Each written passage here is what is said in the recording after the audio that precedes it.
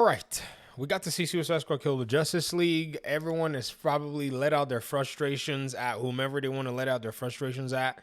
In fact, I can't win because I try my best to look at things from multiple perspectives. So sometimes people think you're maybe, supporting something when you're just opening up the nuances. And sometimes people think you're criticizing something unfairly when you're actually pointing out things that you think should be of concern. But either way, that's not really the issue at hand today. The issue at hand, or I guess the question at hand, is what is Rocksteady going to be doing next? How much more of this game are we going to be seeing at the time the game gets released? Because they did that first, PlayStation showcase, even though they ran the PC version, according to some people that were talking about it on that showcase. It was very interesting to see that that was a medium that they decided to use. I wonder how much more and where next we're going to be seeing anything about Suicide Squad Kill the Justice League. To be honest, I don't necessarily know if more needs to be shown in a sense, but at least we would love to see, gameplay that is actually, in my opinion, reflective of a few more elements like the talent system and their ability system.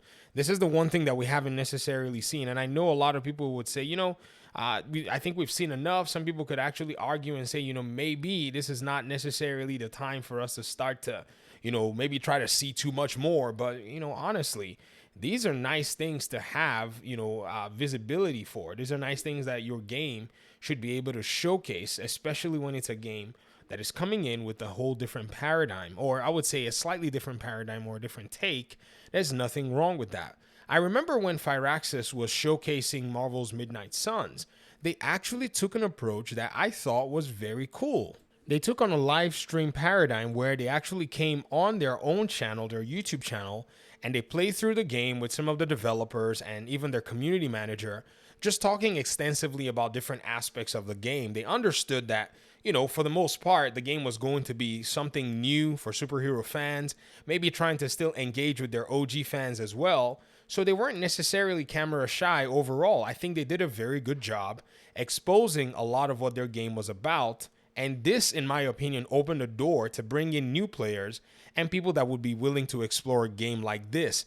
And keep in mind, I'm not necessarily the best turn-based player, but I actually own a copy of Marvel's Midnight Suns, and I bought it at launch. So these things could actually bode well for a lot of developers. Now, I haven't played much of it, but hey, who cares? The sale is in the bank for devs like these trying to do something new.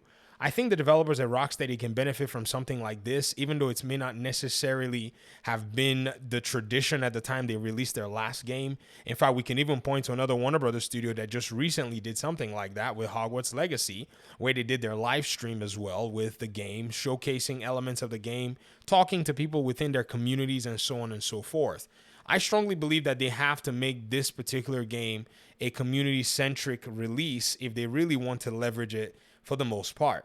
Because if they take the approach that Gotham Knights took in just maybe doing, a full frontal marketing that's just much more, in a sense, generic, I don't necessarily know how well that's going to bode or at least garner a lot of support for this particular game. This is what I think had been the biggest mistakes that, Warner Brothers made. One of the big mistakes that Warner Brothers marketing, made with their Gotham Knights game. And to me, I don't necessarily know how much more we're going to be seeing for Suicide Squad Kill the Justice League if they don't probably take on, similar approaches as well. But I don't know what it is that you think, though. Do you think the game is fine if they use that straight up, simple multi-layer marketing, get some other YouTubers or games outlets to play the game, or maybe not, maybe continue to do these reveals, or maybe they need to take that community-centric approach where they sit down and do Q&As and not just talk about their game from, say, a recorded version of the game, but give some sort of an organic feel to the game, like I have said with the developers at Firaxis went ahead to do. And maybe this is something that could actually work out in their favor. But I guess we'll see what is actually, on deck right now, because it doesn't seem like we're going to be having much, in terms of unveiling anyways, that's going to surprise us. But I would love to hear your thoughts in the comment section. I need to just go and just kind of like gather my thoughts as to how it is I think fans are going to respond with a lot of different aspects of this game. But it's going to be interesting nonetheless to watch, and I look forward to it. Thanks for watching the video. I appreciate you guys' time and audience, and hopefully we'll talk pretty soon in another one.